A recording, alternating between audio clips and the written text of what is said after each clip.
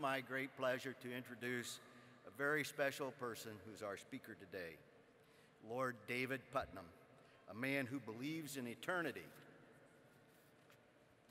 As a filmmaker, a career he pursued for 30 years, he didn't go in for simply dazzling people with special effects. Special effects films come and go, he once said. That's fashion. We're not in the fashion business. We're in the eternity business. We're trying to do things that influence people. You can see that in his movies, from The Mission to The Killing Fields to Chariots of Fire.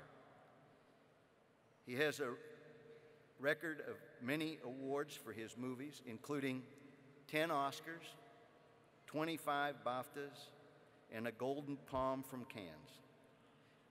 He also has many titles. He was named Commander of the British Empire in 1982. He was knighted in 1995 and was appointed to the House of Lords in 1997, where he's known as Baron Puttnam of Queensgate. When he retired from making films in 1998, David went to work to influence public policy on another kind of eternity business, education. As founder of Britain's National Teaching Awards, as first chair of the General Teaching Council from 2000 to 2002, as president of UNICEF UK, as Chancellor of the University of Sunderland, and now as Chancellor of the Open University, David has spent the last 25 years discovering what works in education. David believes that we have to become more imaginative in the way we educate our children. Teachers and their pupils, he says, are the building blocks of our future, of eternity, you might say.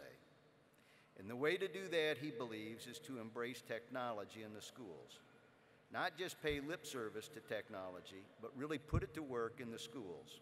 He wants children to learn more and learn more effectively during the time they spend in the classroom, so that in the end, they become well-informed and productive citizens of the world.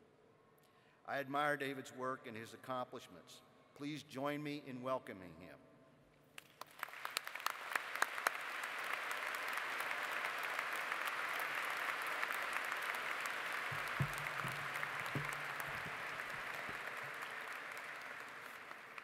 Thank you very much, Dean Porter.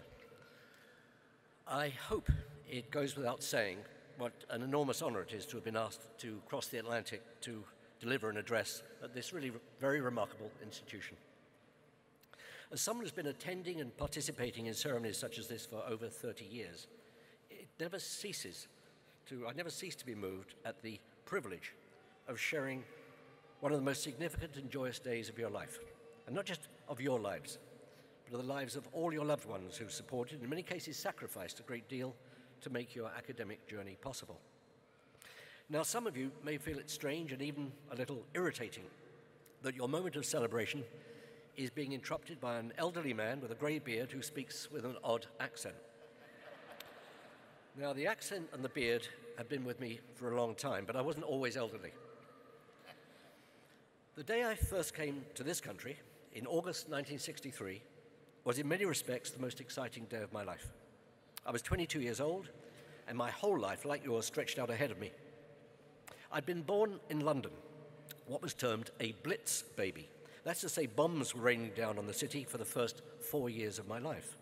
My mother, my sister, and I slept each night in a variety of air raid shelters. And I was almost 5 when I met my father for the very first time, as he heroically returned from serving in the army overseas.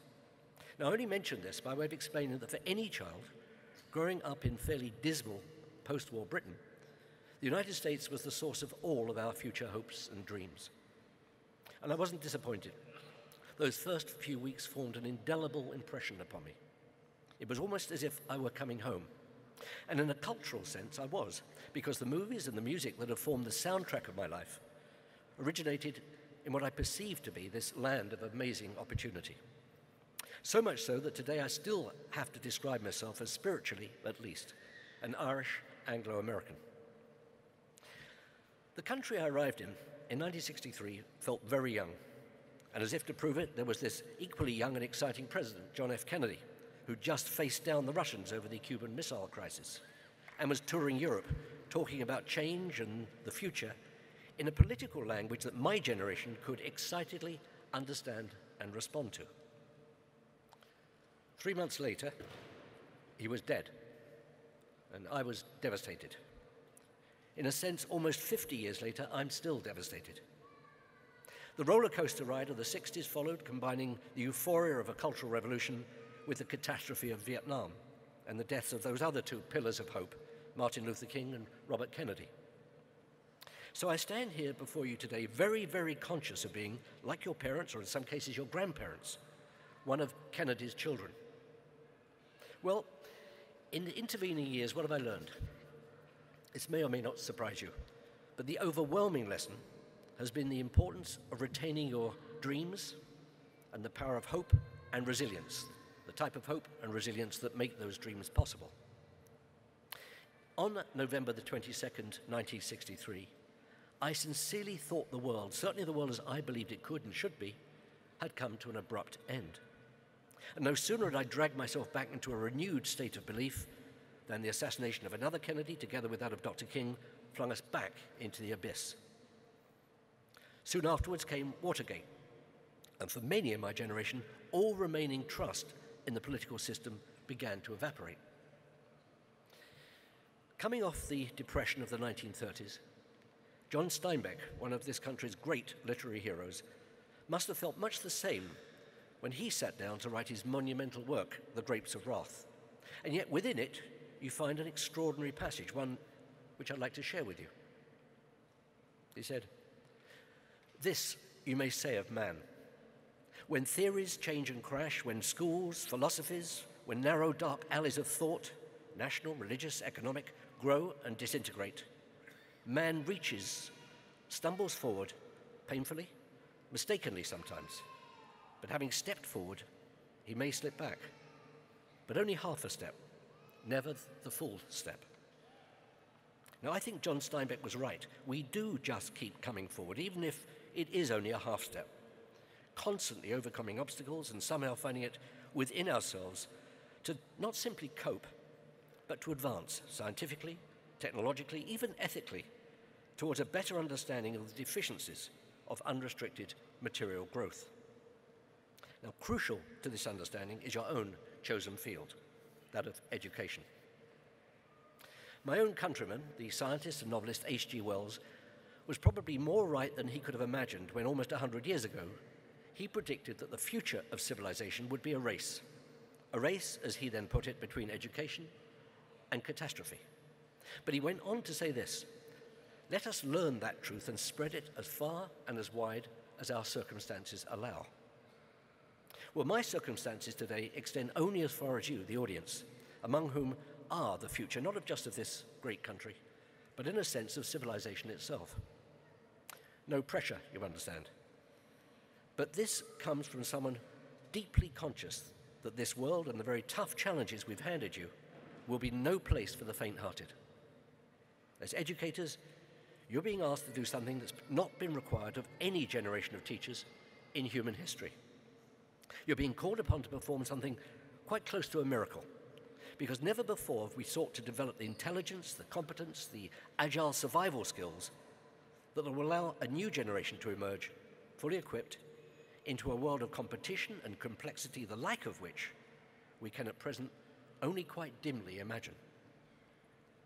That's why, if we're to have any chance of successfully addressing this challenge, we ourselves have to become significantly more imaginative and persuasive in our approach to what we think of as education. And that's precisely the challenge that this university and this school is determinedly taking on.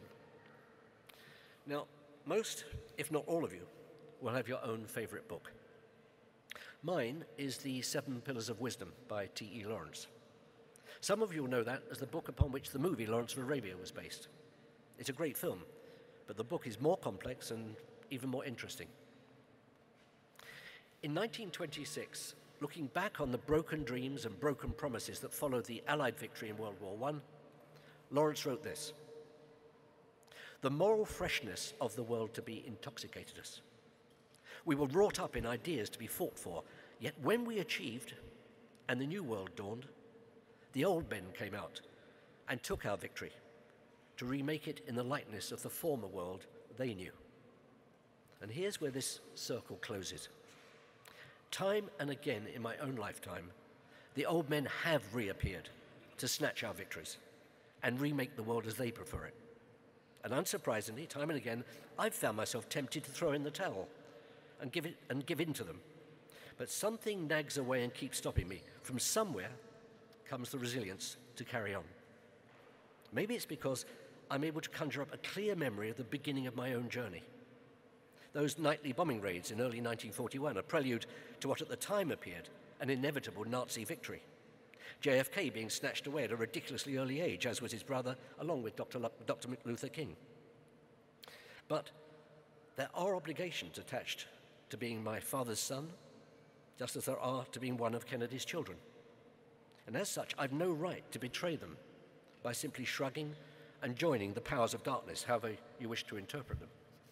So in this 50th anniversary year, you're likely to be reminded 1,000 times, not what your country can do for you, but what you can do for your country.